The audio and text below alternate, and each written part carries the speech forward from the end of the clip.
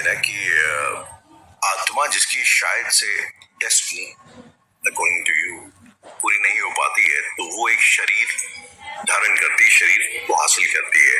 I mean to से ये position वाला केस कभी आपने एनकाउंटर किया है? आई वंडर कि अभी तक आपने पोजीशन की बात मुझसे करी क्यों नहीं। जब हम बात पैरानॉर्मल की करते हैं तो सबसे पहला ध्यान हमारे दिमाग में यही आता है कि किसी भूत ने किसी शरीर को पकड़ लिया। Is it so? हाँ, बट मेरे पूछने का मतलब वही था कि जो पोजीशन की लोग बात करते हैं, भूत प्रेतों की बात करते हैं, बात ये करते हैं किसी आत्मा ने किसी शरीर को पकड़ लिया, जकड़ लिया, फिर इवेंचुअली हालात ऐसे हो गए कि आप जिस एक्सपर्ट को बुला के एक्सॉर्सिज्म करना पड़ा। तो किसी अगर ऐसे कोई एक ऐसा केस अगर आप बता पाए और इजी अंडरस्टैंडिंग। अगर मैं डायरेक्ट अपने केस की बात बताऊं तो मुझे कुछ खासा याद नहीं है कि कितने केस रहे होंगे, पर मैं केस के बारे में बताना चाहता हूँ। वो केस थोड़ा सा अजीब था मेरे लिए। दरअसल हुआ ये कि मेरी ही एक अपनी दोस्त रात को पार्टी वगैरह करके घर वापस आ रही थी अकेले, और उसके बाद 1 साल तक उसे कोई दिक्कत नहीं हुई। करीब 1 साल 3 महीने के बाद उनकी मम्मी का मेरे पास फोन आता है और वो कहती हैं कि ये अपने आप को मार रही है, पर मार नहीं पा रही है। मेरे लिए सुनने में थोड़ा अजीब था कि अगर भूत प्रेत होता तो अब तक तो उसे कोई ना कोई तो नुकसान पहुंचा चुका होता। लेकिन जब मैं उसके घर गया तो जिस कमरे में वो थी वो जाली मैंने देखी। वो जाली बिल्कुल साफ थी। ऐसा लग रहा था कि उस कमरे में हर रोज कोई जाता है, उसकी सफाई करता है, पर वो कमरा काफी समय से साफ नहीं हुआ था। कमरे से झांक कर, उस खिड़की से झांक कर जब मैंने अपनी दोस्त को देखा तो उसके सामने सारे पेने हथियार थे, ब्लेड, खंजर, स्क्रू ड्राइवर और न जाने क्या क्या। और जैसे ही मैं खिड़की से झांक रहा हूं, उसने तुरंत ब्लेड उठाया और अपनी नस काटने चली, लेकिन ब्लेड से उसका नस कट नहीं रही। मतलब वो अपनी नस के पास उस ब्लेड को लाकर रोक सी दे रही थी और वो कह रही थी कि मुझे मार डालो, पर कुछ ऐसा था उसके अंदर जो ऐसा होने नहीं दे रहा था। राहुल, मेरे लिए ये बहुत एक अजीब सी चीज थी, कुछ अलग पोजीशन से। कुछ समय के बाद वो सो जाती है और सोते समय बहुत चिल्लाती है। कई वक्त के बाद हम लोगों ने कई सारी चीजें आजमाई, हर तरह से उस पर मंत्रोच्चारण करने की कोशिश करी, पर कोई फायदा नहीं हुआ, कोई मंत्र काम नहीं आया। शायद मैं उतना कैपेबल नहीं था। उसके बाद मुझे एक जगह पता चली, उस जगह का नाम मैं डिस्क्लोज नहीं कर सकता हूँ, पर वो यूपी में एक जगह स्थित है। अपनी दोस्त को बेहोश करके मैं, उसकी मम्मी, उसकी बहन और मेरे साथ जो मेरे एक पर्सन थे सीनियर, हम सब उस जगह पर चले गए। वो दरअसल एक मजार है जहां पर हम लोग गए थे। उस शहर में करीब 4-5 किलोमीटर तक कुछ नहीं था, सिर्फ वो मजार थी और आसपास घास या फिर जो भी उनकी खेती थी वो उगी हुई थी। गाड़ी से पहुंचे थे हम लोग। जब हम वहां पहुंचे हैं तो मेरी जो दोस्त है उसका बर्ताव काफी अलग हो गया। उसने अपने दोनों हाथ पीछे बांध दिए, ऐसे जैसे बहुत अदब से वो कुछ करना चाहती हो, कुछ कहना चाहती हो, और अपना सर झुकाकर उस मजार की सीढ़ियों पर चढ़ने लगी और वहां जाने के बाद बैठ गई। वहां पर एक आप उन्हें हाफिज जी कह लें या पुजारी कह लें या कुछ भी कह लें, वो आए और उन्होंने कहा कि अब इन्हें यहीं छोड़ दो, अब इनकी तालीम यहीं होगी। तो दरअसल वो जो मजार थी वहां पर जिन्नातों को तालीम दी जाती थी, शिक्षा दी जाती थी, और आपको भी नहीं पता चलेगा कि आसपास के जो लोग हैं वो जिन्नात हैं, क्योंकि वो इंसानों की तरह ही बिहेव करते हैं। आपके आसपास लोग हैं वो जिन है, आप ऐसे कहना चाह रहे हो? बिल्कुल, उस मजार में आज भी ऐसा ही है। आज भी उनके चेहरों पर एक अलग नूर है। इस बारे में हम बात जरूर करेंगे, मैं करना चाहूंगा, पर मेरी दोस्त की जो मैं बात बता रहा हूँ, फिर वो मेरे लिए सोचने का विषय बन गया कि यहाँ पर आकर ये बैठ क्यों गई।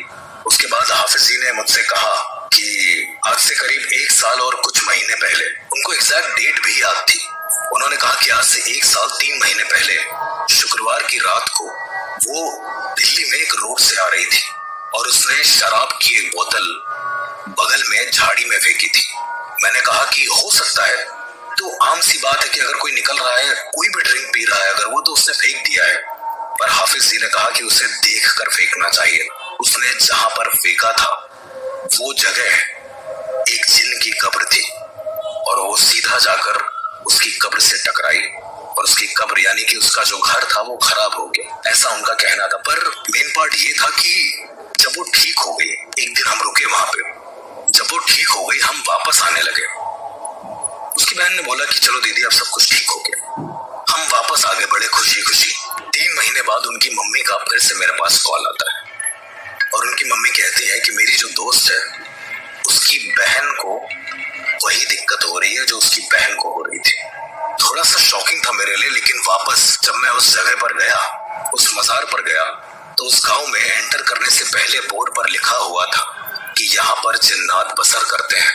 वापस लौटते समय या ठीक होकर वापस लौटते समय ये मत कहना कि चलो चलते हैं, जो कि उसकी बहन ने कहा था कि चलो चलते हैं, तो वो जिन्नात उसके साथ हो गया। ओके। तो ये एक पोजीशन था जो मैंने देखा, जो बहुत ही यूनिक और बहुत ही अलग पोजीशन था। ऐसा शायद आपने भी बहुत कम सुना होगा। मैं तो ये सब चीज सुनगी शायद आप ही के साथ कहूँ। हर्ष, पहली चीज मैं उम्मीद करता हूँ कि आपकी दोस्त अभी ठीक हो गई। जी जी बिल्कुल बिल्कुल, वो बहुत अच्छी है। दूसरी चीज, यहाँ से 2-3 सवाल मेरे जहन में आ रहे हैं, तो चलिए पहला सवाल मैं से शुरुआत करूंगा। तो आपने बताया उसको पोजीशन हो गया था जिन का, फिर ऐसी केसेस में आप जैसे पैरानॉर्मल एक्सपर्ट्स बुलाया जाता है और आप लोग एक प्रोसेस करते हैं जिसे हम आम भाषा में एग्जॉर्सिज्म के नाम से जानते हैं। हर्ष, थोड़ा सा अगर आप एग्जॉर्सिज्म के बारे में बात कर सके, मतलब जो मेरी अभी तक की अंडरस्टैंडिंग है एक आत्मा की, वो अपने काम करवाना चाहती है जिस वजह से वो किसी के शरीर में आती है, तो क्या सिंपली आप उसका काम कर दो और वो आत्मा चली जाएगी, या फिर it's more complicated than that? Exorcism की जो प्रोसेस होती है वो paranormal is paranormal because it is paranormal, there is no normal, right? तो हम इसे आम भाषा के हिसाब से सोचेंगे ही नहीं। जैसे पिछले केस में मैंने आपको बताया कि उसने अनजाने में ये गलती करी कि जिन की कबर पर वो बोतल फेंक दी अनजाने में, फिर भी उसको पोजीशन हुआ। बहुत सारे केस आपने ऐसे भी सुने होंगे कि जानबूझकर गलती करी तो पोजीशन हो गया। बहुत सारे केस आपने ऐसे भी सुने होंगे जहां पर किसी ने किसी के लिए कुछ कर दिया तो पोजीशन हो गया। तो पोजीशन होने के लिए या पोजीशन के तरीके एक नहीं लाखों तरीके हैं। डिपेंड करता है कि वो इंसान की विल पावर क्या है, उस इंसान की अपनी चेतना क्या है, अपनी क्षमता क्या है सोचने और समझने की। तो मतलब आप कह रहे हैं हर्ष कि हम अपनी विल पावर की मदद से अपने आप को शायद इस चीजों से बचा भी सकते हैं? बिल्कुल बचा सकते हैं, क्योंकि आप एक साधु को देखें ना, आप एक साधु को देखें या एक ऐसे इंसान को देखें जो ध्यान करता है। मेरा ये कहने का मतलब है कि अगर आप एकाग्र हैं, अगर आप अपनी विल पावर को मजबूत कर रहे हैं, यानी कि आप एकाग्रचित हैं, यानी कि आप कॉन्सेंट्रेट हैं चीजों को लेकर, राइट? आपका concentration level is very good. जाहिर सी बात है कि अगर आपको कोई खंजर मारने आ रहा है तो आप भांप जाएंगे उस चीज को और आप उससे बच जाएंगे। होगा वो तब भी आपके साथ। अगर कोई पोजीशन होना है, आपकी विल पावर मजबूत है, तो आप उससे बच सकते हैं, ये मेरा कहना है।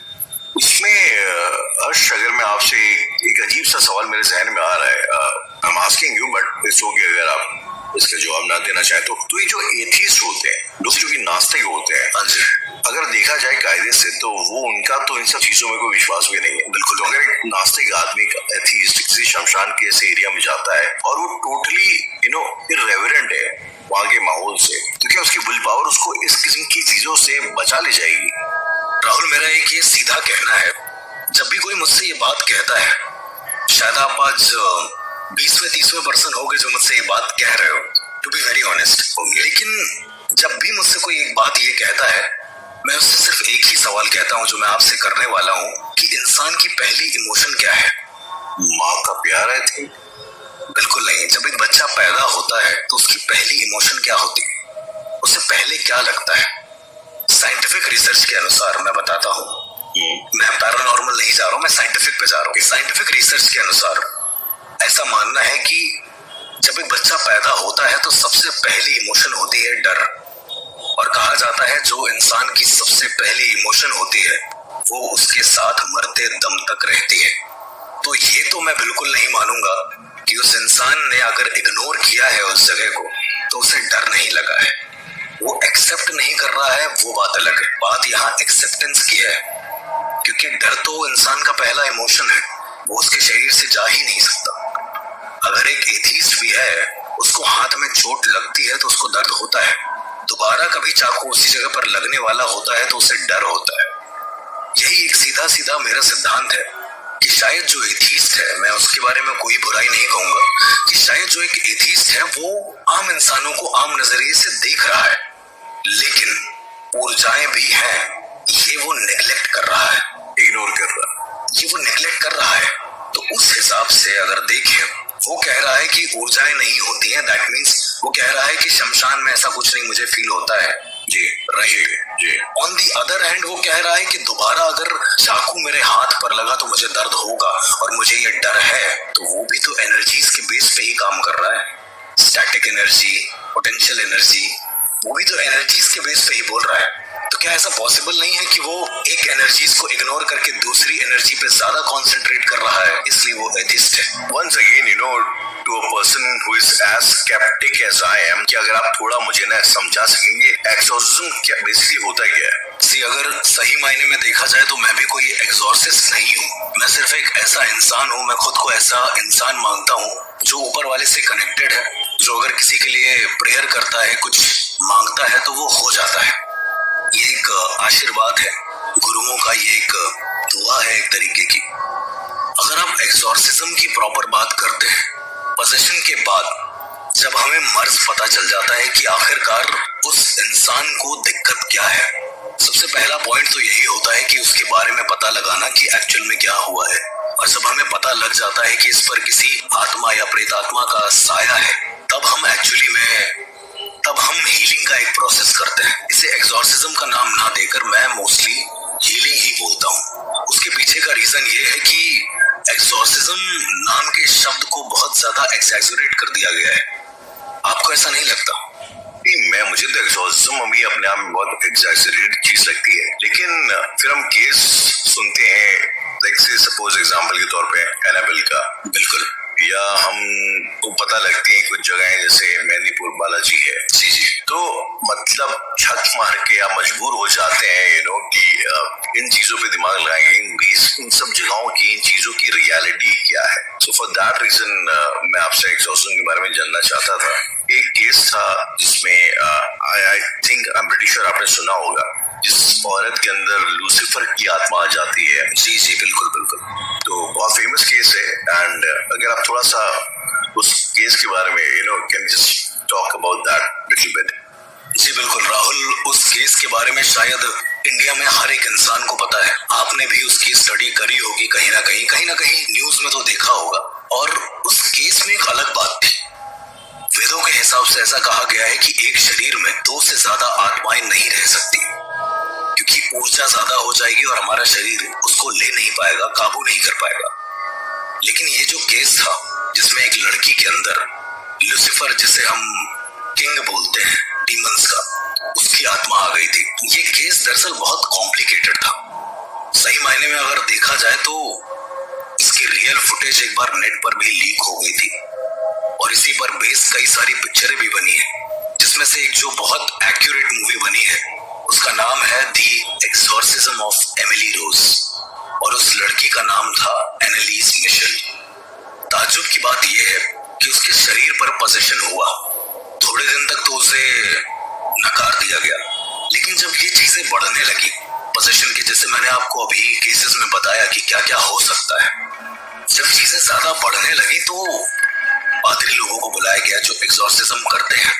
एक्सॉर्सिज्म के दौरान वीडियो टेप ऑन करते हैं वो, ताकि सारी चीजें रिकॉर्ड हो पाए। ऑडियो रिकॉर्डर एक होता है जिसमें जो पास में रख दिया जाता है ताकि ये सबूत मिल पाए कि जो एक्सॉर्सिज्म कर रहा है वो जेन्युइन एक्सॉर्सिज्म है या एक मेंटल डिसऑर्डर है। जब एक्सॉर्सिज्म परफॉर्म किया गया पहली बार, अच्छा उससे भी पहले मैं आपको बता देता हूँ कि इस लड़की पर 70 से ज्यादा बार एक्सॉर्सिज्म परफॉर्म किया गया है। एक बार एक्सॉर्सिज्म परफॉर्म करने में करीबन 7 दिन लगते हैं। तो अब आप अंदाजा लगा लीजिए कि कितने दिन इस पर एक्सॉर्सिज्म किया गया है, और जितने दिन भी एक्सॉर्सिज्म किया गया है हर बार उसके अंदर से एक डिफरेंट लैंग्वेज में एक आवाज आती थी। कोई जिब्रिश बोल रहा है, कोई हिब्रू लैंग्वेज बोल रहा है, कोई टर्किश बोल रहा है। और जब गौर करने पर पादरी ने नोटिस किया कि आखिर ये सब क्या है, तो रिकॉर्डर से सुनने में ये समझ में आया कि वो 7 अलग अलग तरह के डीमंस हैं। 7 अलग अलग तरीके के डीमंस हैं उस लड़की के अंदर। अब यहीं पर शायद आपका सवाल ये आ जाए कि एक शरीर में, अभी मैंने बोला कि 2 आत्माएं से ज्यादा नहीं रह सकता है। तो दरअसल होता ये था कि जब जब उस पर एक्सॉर्सिज्म होता था, वो चीज उस पर से चली जाती थी और एक दूसरी चीज उसके शरीर पर आ जाती थी। तो हर बार, जितनी बार भी एक्सॉर्सिज्म हुआ है, उतनी बार उसके शरीर पर एक नए तरीके के डीमन ने कब्जा किया और अंत में जब वो अपना नाम लूसीफर बताता है तो सब डर जाते हैं और ये उसका आखिरी समय होता है। मूवी में भी दिखाया गया है और ये रिकॉर्डिंग में भी ये बात है। बहुत साल पहले टेप रिलीज हुआ था, लेकिन फिर उसे गाइडलाइंस की तरफ से डिलीट कर दिया गया। उसमें ये कहा, एनालिस मिशेल ने ये कहा कि मैं मरने की कगार पर थी, मैं मर नहीं पा रही थी, तो मेरे सामने भगवान आते हैं और पूछते हैं कि तुम्हें मेरे साथ जाना है तो चल सकते हो, पर मैंने मना कर दिया। मैंने कहा कि मेरी कहानी दुनिया तक जानी चाहिए, इस वजह से मैं नहीं गई। और ये सारी चीजें जो पादरी ने एक्सॉर्सिज्म किया था, वो पादरी कोर्ट में बैठकर साबित कर रहा था, क्योंकि कोर्ट उसको गुनहगार मानता है इतनी बार एक्सॉर्सिज्म परफॉर्म करने के लिए। तो अब इसे आप पैरानॉर्मल तरीके से जोड़े या नॉर्मल, शायद इसमें आप खुद भी कंफ्यूज हो जाए। कंफ्यूजिंग तो है, लेकिन झाड़ फूक, काला जादू, वशीकरण, ये सब सच है क्या? और क्या ये लोगों पर असर कर जाता है? इन सभी सवालों का जवाब